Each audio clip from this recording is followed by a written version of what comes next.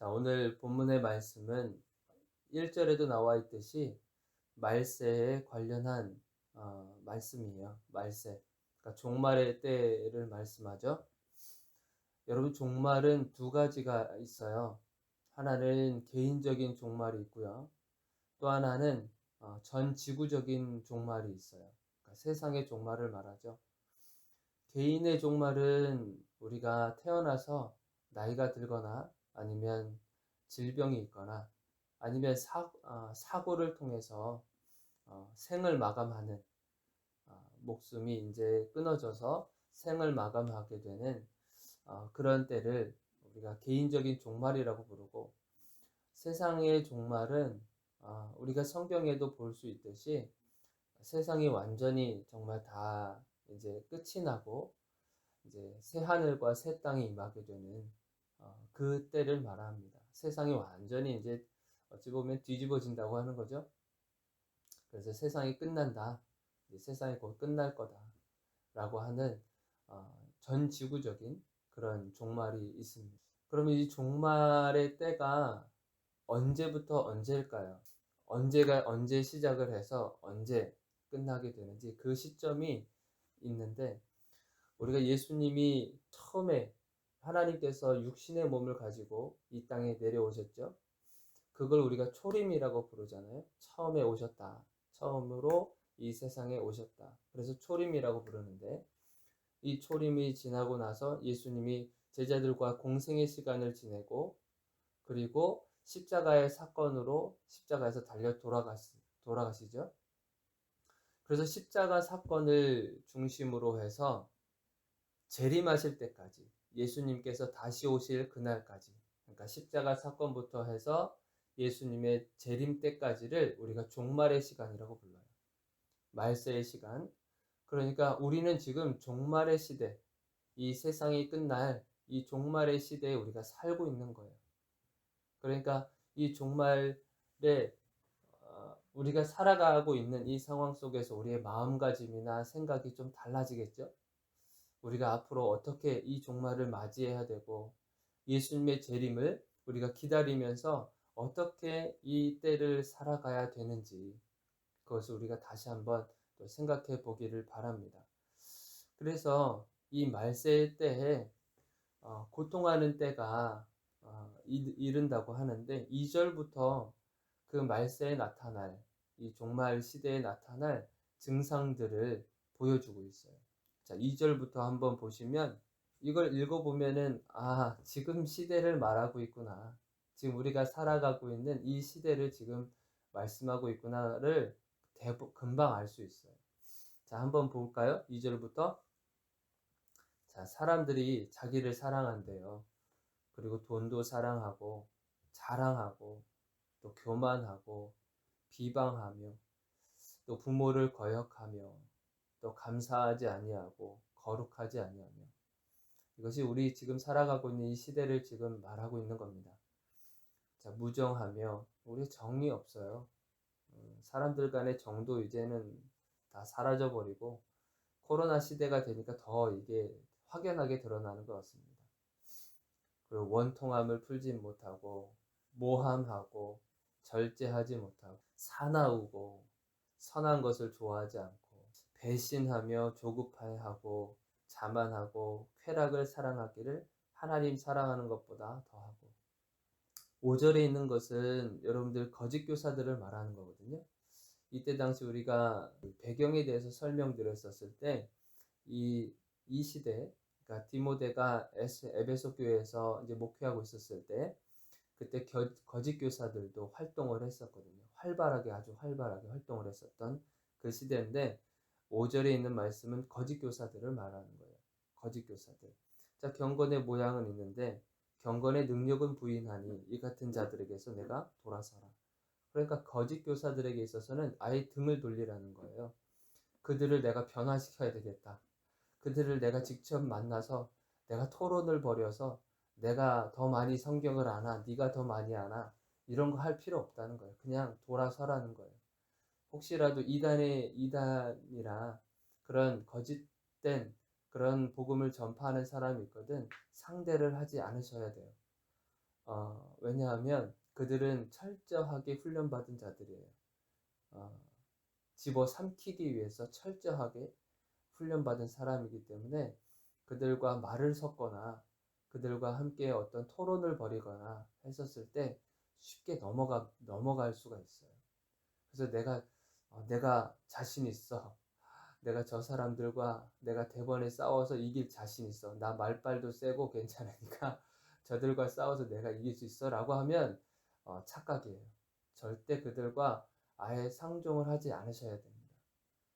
그것이 지혜로운 거예요.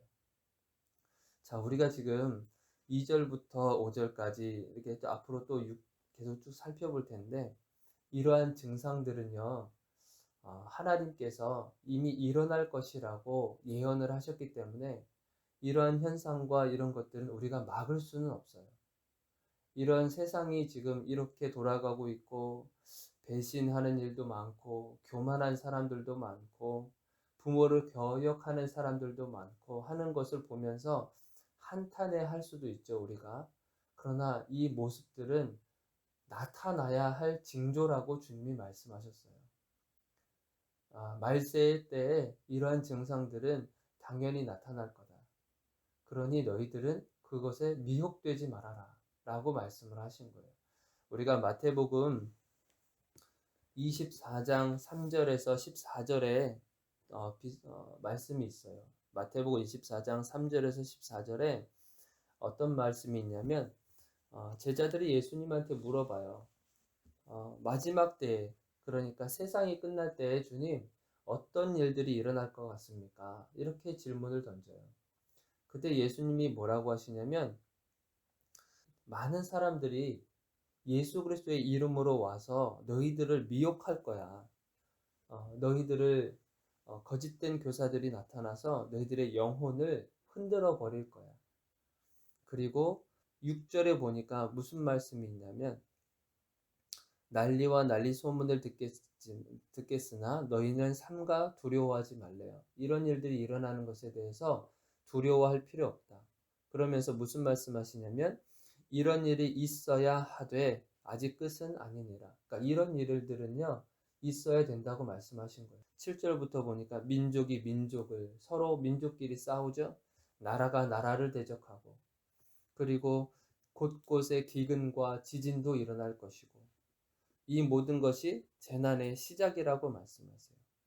자, 그러면서 13절에는 뭐라고 하셨냐면 그러나 끝까지 견디는 자는 구원을 얻게 된다라고 말씀하셨어요. 그러니까 이런 증상들, 종말의 때에 나타날 이러한 증상들은 하나님께서 말씀하시고 이미 그것은 일어나게 되어 있는 현상들인 거예요. 그것이 안 일어난 것이 이상한 거예요. 이런 일들이 안 일어난다는 것이 오히려 더 이상하게 생각하시면 돼요. 그러니까 하나님께서 예언하시고 하나님께서 말씀하신 이 세상이 돌아가고 있는 이런 모습들은 당연한 거다.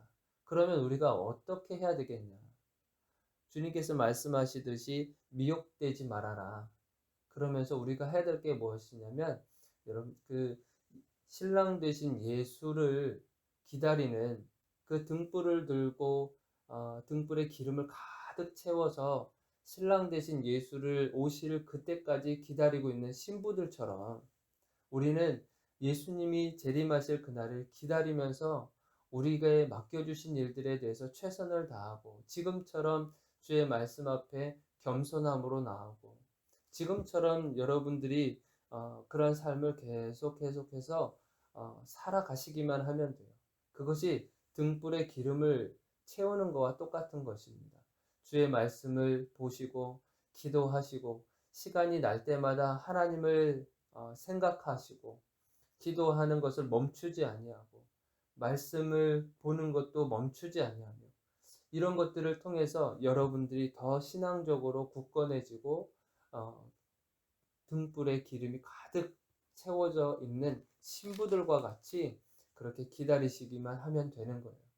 그러니까 세상이 왜 이렇게 돌아가?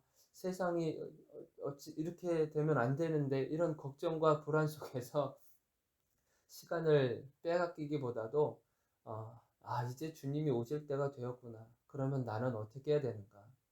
그것에 대해서 더 많은 고민을 하시고 그리고 묵상하시기를 바라요. 제가 5절에 거짓 교사들에 대해서 말씀드렸잖아요. 그 거짓 교사들이 어떤 활동을 하는지 6절부터 한번 보세요. 그들 중에, 그러니까 거짓 교사들을 말하는 거예요. 자, 그들 중에 남의 집에 가만히 들어가서 누구를 유인하냐면 어리석은 여자를 유인한다 그래요. 여러분들, 어리석다라고 하는 말이 무슨 말이냐면 얼이 썩어 있는 것을 말해요. 얼이 썩어 있는 것을 어리석다라고 말하는 거예요. 그러니까 다시 말하면 이 얼은 정신을 말하잖아요. 정신. 그러니까 정신이 썩어 있는 여자를 유인한다는 거예요. 이게 무슨 말일까요? 정신이 썩어 있는 여자들.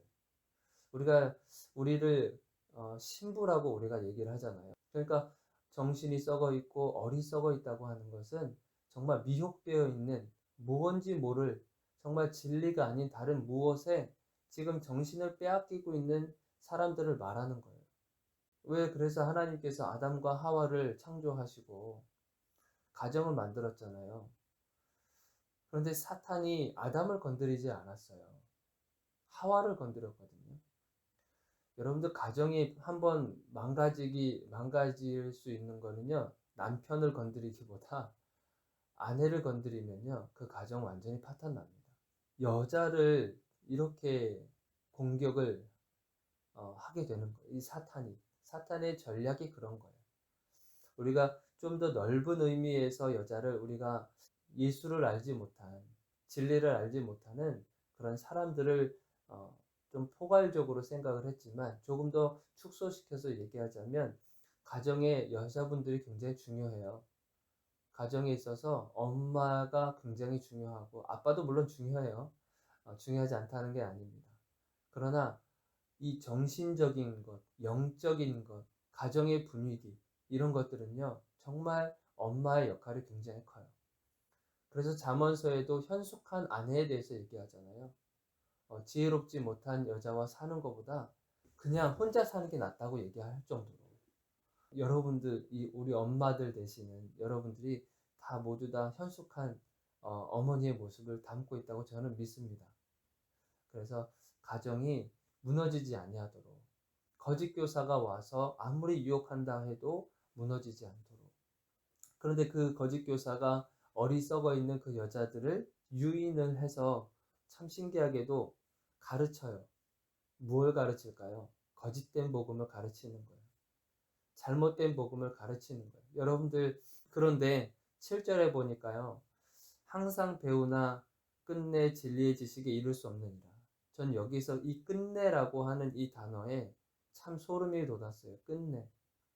여러분들, 돈에 사기를 맞으면, 그리고 돈을 잃어버리면, 여러분들 돈은 벌면 되잖아요. 그리고 어떻게 해서든지 사기 맞은 거 이렇게 툭툭 털어버리고 어찌 보면은 다시 시작할 수 있는 힘도 있잖아요. 그렇지만 만약에 여러분들 신앙을 사기 맞으면 이거 누구한테 하소연을 하겠어요? 신앙의 사기를 맞거나 정말 거짓된 복음, 그게 진짜인 줄 알고 따라갔다가 마지막 끝날 때쯤 돼서야, 정말 주님이 내려오시고 나서야 이것이 거짓이었구나라고 하는 것이 들통이 나게 되면, 이 억울함을 도대체 어떻게 해야 되겠냐는 거예요. 여러분, 이 끝내 이단이라고 하는 것이요, 이단, 한문으로 보면 이자가 다를 이자고 단이 끝단자잖아요. 그러니까 끝이 다른 거예요. 과정은 정말 비슷해 보여요. 배우는 과정도 비슷한 것 같고, 말하는 것도 비슷한 것 같고, 예수님 얘기하는 것 같고, 하나님 얘기하는 것 같고, 성경에 대해서 얘기하는 것 같은데, 결국 끝에 가서는 다르다는 거예요. 끝에 가서는 내가 교주가 되는 거예요. 이것이 신천지에서 하는 그런 방법 중에 하나잖아요. 철저한 시스템 속에서 사람들이 성경 공부를 하도록 만드는 거예요. 그러나 끝에 가서는 이 예수가 이만희가 되는 거예요. 그러니까 우리가 생각했을 때 왜 이렇게 바보스럽지라고 할 정도지만, 거기 안에, 그 시스템 안에 들어가면 헤어나오지 못한다고 하는 것이 그들의 증언이에요. 그러니까 이단은요, 비슷하게 우리 요한계시록에도 그 말씀이 있는데 비슷해요. 모든 것이 하나님께서 역사하시는 것, 그리고 하나님께서 행하시는 것, 예수님의 행하시는 것, 이 모든 것들이 이 사탄 마귀도 비슷하게 따라한단 말이에요. 그렇지만 나중에 이것이 들통이 나는 거죠. 그러니까 우리는 정말 주의 말씀으로 우리가 건강하게 하나님 앞에 말씀으로 훈련을 받고 그 가운데에서 유혹받지 않고 세상이 아무리 이렇게 돌아간다 할지라도 그 속에서 우리가 현혹되지 않으며 계속 그 진리의 말씀을 붙들고 나아갈 때 여러분들에게 분별의 지혜를 주실 거예요. 그래서 흔들리지 마시기를 바라요. 그 흔들려고 했었던 사람들이 대표적인 사람이 8절에 나와요. 8절에 보니까 얀네와 얀브레라는 사람이 있어요. 얀네와 얀브레. 이 사람들은 출애굽기에 보면은 하나님께서 그 이스라엘 백성들을 애굽 땅에서 이렇게 나오게 하실 때 모세와 그 형 아론을 애굽 땅에 보내잖아요. 그랬었을 때 바로 왕 앞에서 하나님의 기적과 하나님이 존재하고 있다라고 하는 사실을 알리기 위해서 하나의 방법으로 아론의 지팡이를 뱀으로 만드는 사건이 있었어요. 그럴 때 바로 왕이 그 모습을 보면서 참 비웃기라도 하듯이 자신이 데리고 있는 마술사, 어떤 술객들 이런 사람들을 불러온 거예요. 똑같이 막대기를 뱀으로 만든 거예요. 비슷하죠? 지팡이를 뱀을 만든 것처럼 막대기를 뱀으로 만든 거예요. 비슷해요, 하는 행동들이. 그런데 결국에는 아론의 지팡이, 그 아론의 뱀이라고 말할게요. 아론의 뱀이 그 술객들이 했었던 그 뱀을 집어삼키게 되는 거죠. 그 술객들과 마술사가 누구냐면 이 얀네와 얀브레라고 하는 거예요. 이 얀네와 얀브레가 그렇게 비슷하게 행동을 했지만 결국에는 9절에 보니까 그들의 어리석음이 드러난다 그래요. 그러니까 여러분들 이 세상의 어리석음은요 반드시 드러나게 되어 있어요. 진리는 거짓을 집어삼키게 되어 있어요. 그래서 이 세상은 거짓이 승리하는 것 같고 그리고 부정하고 부패하는 것이 마치 당당한 것처럼 보이고 당연한 것처럼 보이고 그런 것이 관습으로 자리 잡고 있는 것 같아서 그것을 따라가야만 나도 편안한 생활을 살 수 있을 것 같지만 절대 그렇지 않아요. 결국에는 진리가 이길 거예요. 결국에는 진실함이 이길 것이고 결국에는 정직함이 이길 거예요.